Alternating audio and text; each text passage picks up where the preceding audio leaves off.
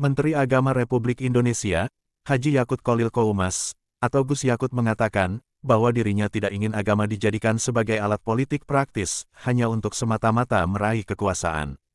Ia mengungkapkan, bahwa sekarang banyak orang memanfaatkan agama untuk kepentingan politik. Maka dirinya berharap, santri bisa mengatasi hal tersebut. Simak selengkapnya. Jadi kalau ada kelompok moderat kemudian bergabung dengan yang tidak moderat gitu, dan berasumsi yang tidak moderat akan menjadi moderat, kok nanti dululah kita lihat metodenya bagaimana, nanti kita harus uji dulu metodenya apakah iya. Kalau iya ya alhamdulillah, kalau tidak ya sebaiknya dikoreksi kembali. Bapak Ibu sekalian yang saya hormati, saya ini terus terang agak sulit bicara di depan kamera seperti ini. Tetapi saya memang harus menyampaikan apa yang terbaik buat bangsa dan negara ini, terutama yang berkaitan dengan isu-isu keagamaan, karena saya Menteri Agama. Jadi saya harus menjaga agama ini tidak diperalat oleh kepentingan-kepentingan yang bersifat politik atau duniawi lah gitu, biar nggak hanya politik aja. Saya berkepentingan untuk menjaga agama ini dalam kemurnian ajarannya. Nah, jadi kalau ada, karena saya memiliki kepentingan ini, kalau orang mengatakan saya ini buzzer, mengatakan saya ini apa? Ya sebangsa buzzer itulah ya biarin aja, enggak apa-apa. Ini soal beda pendapat itu ya sah-sah saja kok. Orang mau ngatain saya buzzer juga enggak apa-apa. Tapi saya sekali lagi berpegang pada prinsip bahwa saya ingin menjaga agama ini dari dalam kemurnian ajarannya. Saya tidak ingin agama diperalat untuk kepentingan politik. Saya tidak menyebut seseorang atau satu kelompok tertentu. Tidak menyebut, ini berlaku umum secara umum, berlaku keseluruhan. Jadi kalau kemudian ada yang tersinggung, ada yang merasa kesentil gitu, ya mohon maaf. Mohon maaf, mungkin Anda lelah atau pikniknya kurang gitu, saya enggak tahu. Maka benar doa yang tadi disampaikan oleh Pak Direktur itu, mudah-mudahan negeri ini semakin banyak santri yang bisa memimpin, supaya enggak tegang-tegang amat, supaya lebih banyak candaannya gitu, dan candaan-candaan itu enggak usahlah dianggap serius gitu. Mau namanya juga candaan, nggak usah juga dikait-kaitkan dengan apa yang sedang berkembang sekarang gitu ya, karena itu berbeda sama sekali sebenarnya. Bapak Ibu sekalian, saya kembali ke topik Hari Santri ini. Tadi saya diingatkan oleh Pak Dirjen, ini live loh, kata Pak Dirjen. Ini live, nggak bisa diedit itu, jadi lebih baik baca saja sambutannya, kata.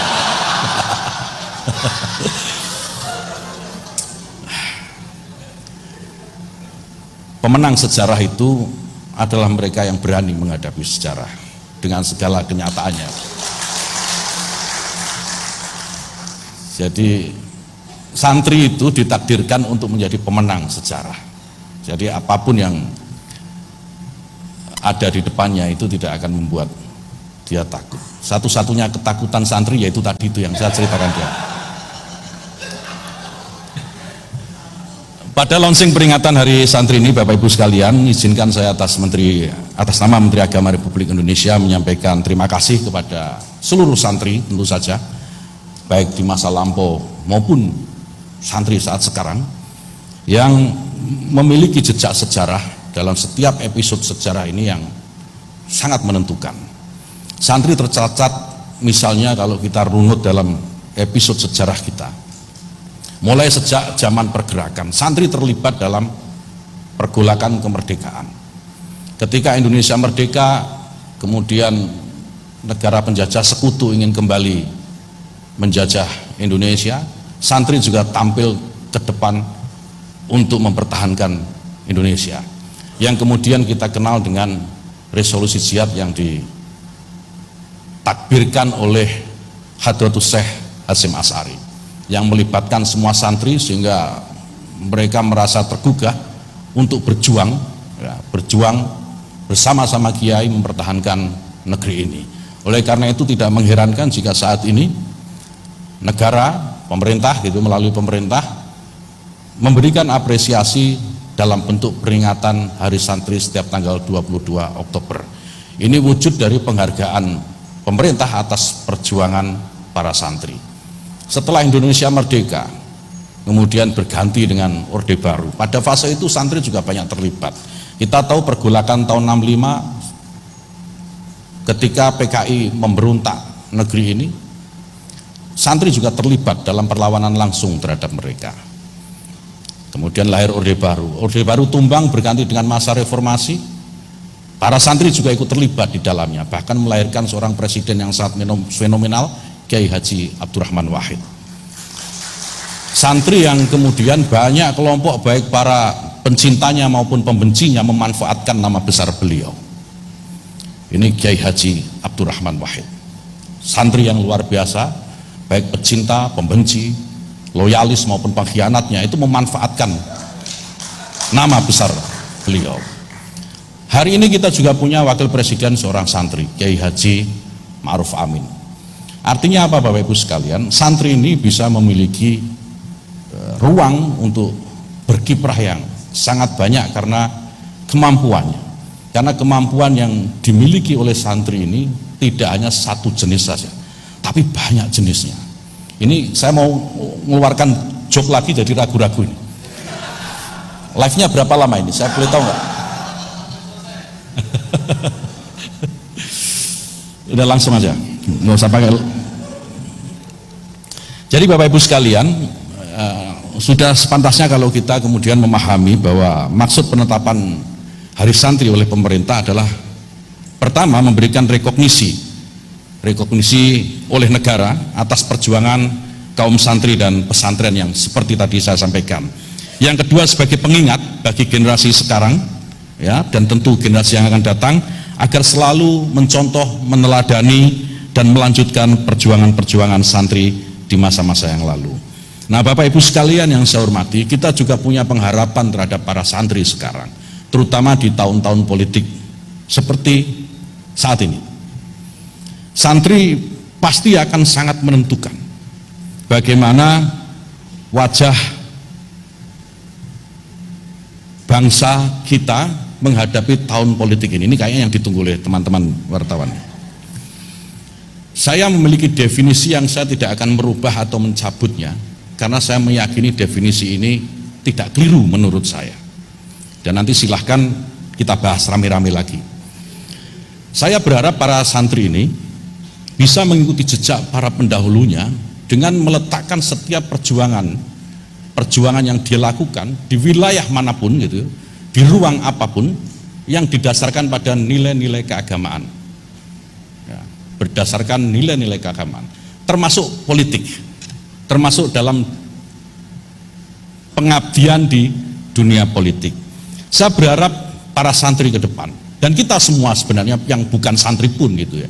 Saya memiliki pengharapan agar kita ini bisa beragama melalui politik bagi yang politisi ini. Ini banyak politisi di sini saya lihat. Mari kita beragama melalui politik. Artinya apa? Agama dijadikan subjek, sementara politik itu hanya objek. Ya. Orientasinya adalah keuntungan, kebaikan bagi masyarakat untuk mendapatkan ridho Allah. Untuk mendapatkan ridho Allah. Jadi kalau kita mau berpolitik, sebaiknya ya, politik itu dijiwai dengan nilai-nilai agama. Sehingga apapun yang kita perjuangkan dalam wilayah politik itu semata-mata mengharapkan ridho Allah. Tentu melalui wasilah kesejahteraan, kebaikan gitu, dan keuntungan-keuntungan yang itu didapatkan oleh masyarakat, bukan diri kita sendiri. Yang kita harapkan dari diri kita adalah keridhaan dari Allah Subhanahu wa ta'ala. Itu jika kita beragama melalui politik. Sejarah para santri sudah banyak mencontohkan. Yang ini seringkali dibolak-balik, diputar-putar. Kita mengenal Hadratus Syekh Hasyim Asy'ari. Hadratus Syekh Hasyim Asy'ari itu bukan tidak berpolitik, beliau berpolitik. Beliau beragama dengan politik. Ketika memutuskan Nahdlatul Ulama, ormas besar yang beliau pimpin pada waktu itu, untuk bergabung dengan Masyumi yang isinya ini kelompok-kelompok garis keras kalau kita kenal sekarang, itu dengan niatan agar mereka yang keras-keras ini mau menjadi lunak, menjadi moderat, berada di jalur yang tengah. Jadi tidak keras-keras amat gitu. Yang menolak kunut waktu itu, yang menolak tahlil, yang sedikit-sedikit bilang ini bid'ah, ini khurafat gitu ya. Dia menengah, menjadi moderat. Itu kenapa Kiai Hasyim Asy'ari, Hadratus Hasyim Asy'ari mau bergabung dengan Masyumi. Berbeda dengan Kiai Wahab Hasbullah. Ketika Kiai Wahab Hasbullah memutuskan NU bergabung dengan Nasakom, itu bukan dalam rangka mendukung komunis, bukan dalam rangka mendukung PKI, bukan. Tetapi bagaimana mereka itu yang komunis, yang PKI pada waktu itu pada akhirnya nanti mau kembali ke jalan yang benar, mau ke tengah, yang ekstrim di kiri-kiri itu mau bergeser ke tengah. Itu yang dulu insya Allah diniatkan oleh Wahab Hasbullah. Nah, ini beragama dengan cara politik, berbeda dengan berpolitik melalui agama. Ini berbeda sama sekali. Ya, ini yang banyak. Ini sekarang yang banyak berpolitik melalui agama. Jadi semua tujuan-tujuan politiknya, ya, tujuan-tujuan politiknya itu bukan dijiwai, tetapi didasari oleh nilai-nilai keagamaan. Jadi dicarikan dasarnya yang pas, kira-kira sesuai dengan kepentingannya. Atau dalam bahasa yang paling ringkas, agama diperalat menjadi alat politik. Dan ini tidak boleh terjadi. Kita harus kembalikan Mbah Hasyim yang dulu, kita harus kembalikan Mbah Hasbullah yang dulu, untuk bagaimana kita ini bisa mengisi ruang-ruang politik ini dengan nilai-nilai agama yang baik, yang benar, dan dalam posisi yang memberikan penghargaan terhadap yang lain. Sekarang yang banyak ini orang memanfaatkan agama sebagai alat untuk berpolitik, dan ini tidak baik. Nah, saya berharap santri-santri ke depan bisa lahir kembali seperti Mbah Hasyim, seperti Mbah Wahab yang lain. Kalau sekarang ada yang ngaku mampu seperti Mbah Hasyim, mampu seperti Mbah Wahab, saya kira belum ada yang sekali beritu.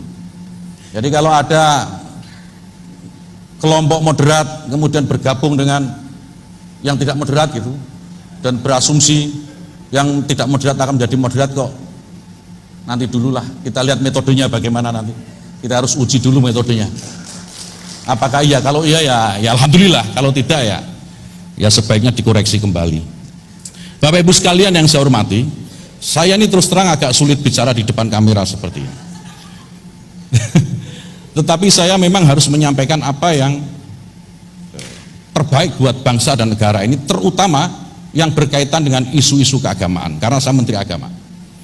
Jadi saya harus menjaga agama ini ya, tidak diperalat oleh kepentingan-kepentingan yang bersifat politik atau duniawi lah gitu, biar nggak hanya politik aja. Saya berkepentingan untuk menjaga agama ini dalam kemurnian ajarannya. Nah, jadi kalau ada, karena saya memiliki kepentingan ini, kalau orang mengatakan saya ini buzzer, mengatakan saya ini apa, ya sebangsa buzzer itulah ya biarin aja, enggak apa-apa. Ini soal beda pendapat itu ya sah-sah saja kok. Orang mau ngatain saya buzzer juga enggak apa-apa. Tapi saya sekali lagi berpegang pada prinsip bahwa saya ingin menjaga agama ini dari dalam kemurnian ajarannya.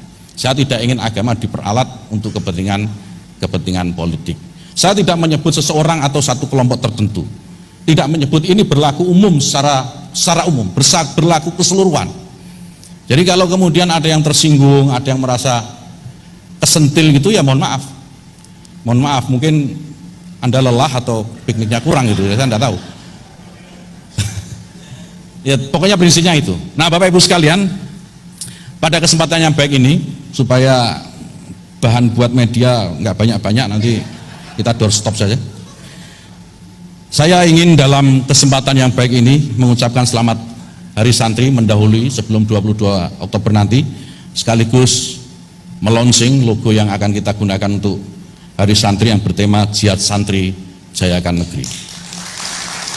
Sampai bertemu di event-event Hari Santri, rangkaian Hari Santri yang panjang tadi, dan insya Allah nanti kita juga bertemu di apel puncak Hari Santri di 22 Oktober di Tugu Pahlawan Surabaya. Saya juga undang kawan-kawan media, tadi nggak disebut oleh Pak Dirjen, silakan hadir di sana. Irupnya nanti insya Allah Presiden Jokowi, dan setelah itu akan ada beberapa acara yang menurut saya ini buat media akan sangat menarik.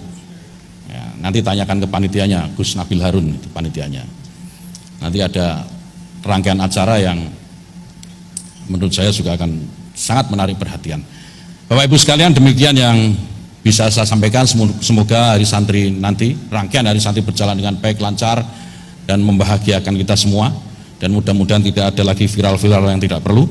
Nasrul minallah wa fathun qarib, wallahu muwaffiq ila aqwamit thoriq. Assalamualaikum warahmatullahi wabarakatuh.